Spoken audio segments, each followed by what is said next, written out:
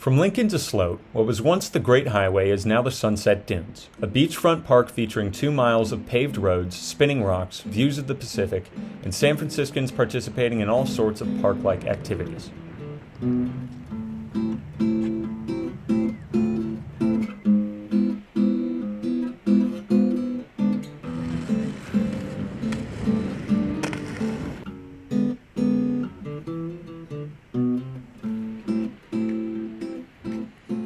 However, the transformation of highway to park did not come without controversy. Though it came to a citywide vote in favor of the Sunset Dunes, a majority of San Franciscans of the Sunset and Richmond districts opposed the measure known as Proposition K. This led to a local movement advocating for the recall of District 4 Supervisor Joel Engardio.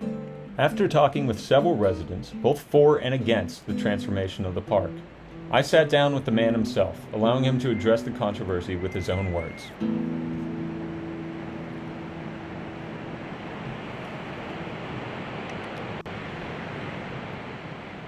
We voted everything down. We were 65% against. The Richmond was 80% against. However, he made it citywide, knowing that he would get support. Sure, if you live out in the Mission on Bernal High, oh, another park. Mm-hmm. They don't care. They're not impacted by what's going on over here. And that was just we were caught off guard, trusting this guy. The recall movement is, well, let's be frank. The city as a whole voted yes on K, 55-45, and a majority in the Sunset voted no. So that's a humbling experience. If you looked at the calendar at the time, there was, after November of 2024, there were no elections until June of 2026. Mm-hmm. And this weekend pilot was set to expire this year in 2025, which means that had we not done Prop K, the supervisors would decide the fate this year. And it's highly likely that a large majority of supervisors would have voted to close, and people would be probably just as upset and angry about that. And why were supervisors on the east side of town voting on the west side? And just as people are angry about voters on the east side of town voting on something that happens on the west side. And something as contentious and important as what to do with our coast, I felt better to err on the side of more democracy and let every resident or every voter have an equal say in what to do with their coast. Of the residents I talked to, their primary concern was traffic. There's so much traffic. I take an extra 40 minutes to get to work. My car is letting out so much more gas. Everyone else's car is letting out so much more gas. And the only people that are actually using it are single mothers who have free per hour. I have a lot of neighbors that are elderly and they need to get across that way. It's just the fact people live out here for a reason. It's not congested. There aren't high rises. It's like it's like the suburbs of the city. And they have made it awful out here. And there's people that need that road to get to family, friends, doctors, school, employment. There's people that had to transfer their kids out of schools because they can't get to work and school on time now. Yeah, so there will be a change in traffic. Now, there are things that are beyond our control. Like Mother Nature gave us a big lemon with coastal erosion. And so the greatest highway actually lost its greatest utility, which was this direct connection from the Richmond to Daly City, bypassing the Sunset. And it was fast. It was a wonderful, quick, convenient route. But that went away because of coastal erosion. Regardless of Sunset Dunes, regardless of Prop K, if we had none of that, we were losing that direct connection. The state was mandating the closure of the Great Highway south of Sloat. So all the traffic was going to have to divert inland no matter what. And so now it's a question of if we're diverting inland, if we divert inland at Sloat versus Lincoln, right, we could have the opportunity of a Sunset Dunes, of a park, which brings a lot of immense benefit as well.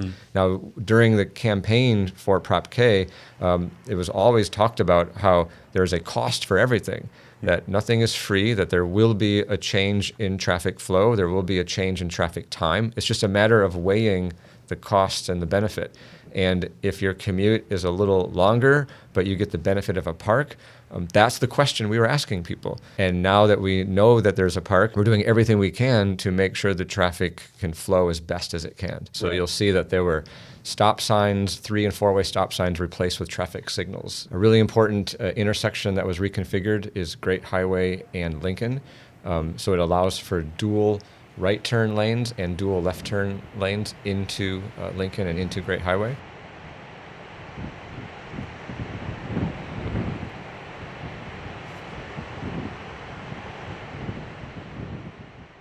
In the proposed initiative ordinance that eventually became Prop K, Joel Engardio, along with 4 other supervisors, argued that, quote, since 2020, the Great Highway was closed more than 65 times per year, often for multiple days. This was due to the blowover of sand, a symptom of invasive species and coastal erosion brought about by global warming. The Department of Public Works estimated that the clearing of this sand would cost the city $1.7 million each year. Those that opposed Prop K argue that since the road will have to be cleared for cyclists and emergency vehicles anyway, that it won't make a difference for costs and closures. They're like, oh, it costs so much money to clean it, but now we have to clean it for the bikers. Sand still accumulates right now, and so it does need to be cleared, and the city is committed to clearing it to make sure it's still a usable park.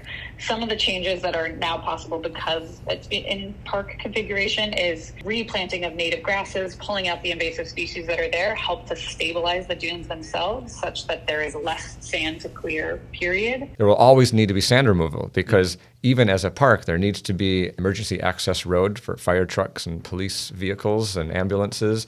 There needs to be cleared area for bikers. And if you want to, wheel your grandmother in her wheelchair, you need to have cleared sand for that. So there will be costs for clearing sand. It's just a matter of scale.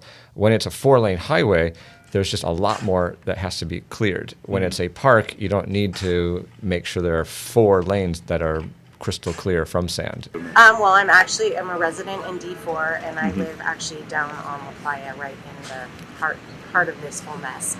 And the reason I did is because Joel Engardio basically betrayed us.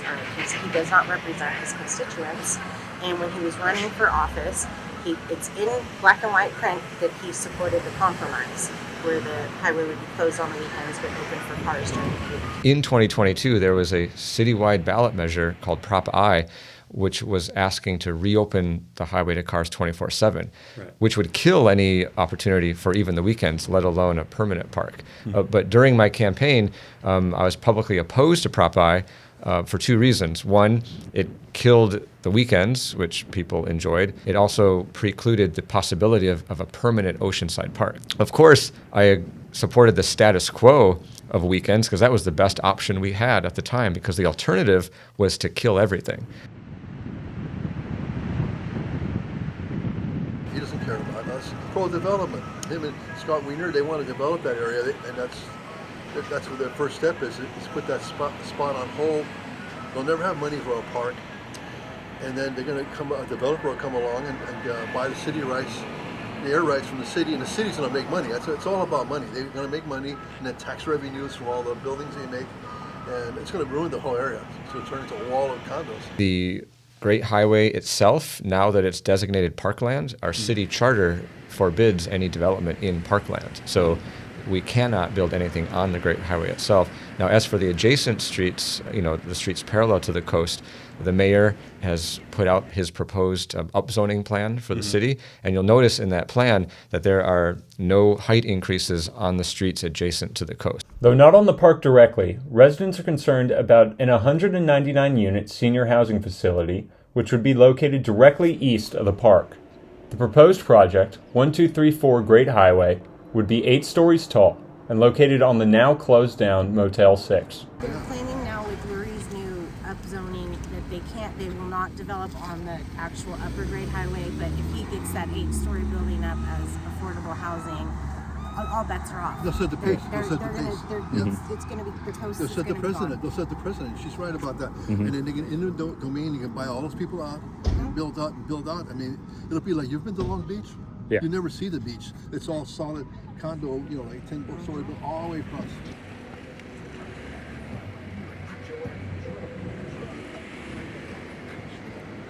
My name is Tim Thurman.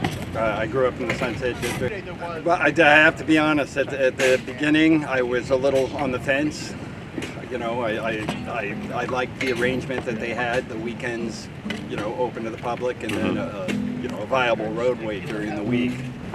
And I just slowly went to the other side and thought full closure would be a great way to go. I think it's wonderful for people in general, families. The first day it was open, I came down here and I saw an elderly transport vehicle and a huge group of elderly up there walking on the pavement. I mean, it's difficult for a lot of people to trudge across sand, and I just think this is a great alternative. I think it's important for people to be,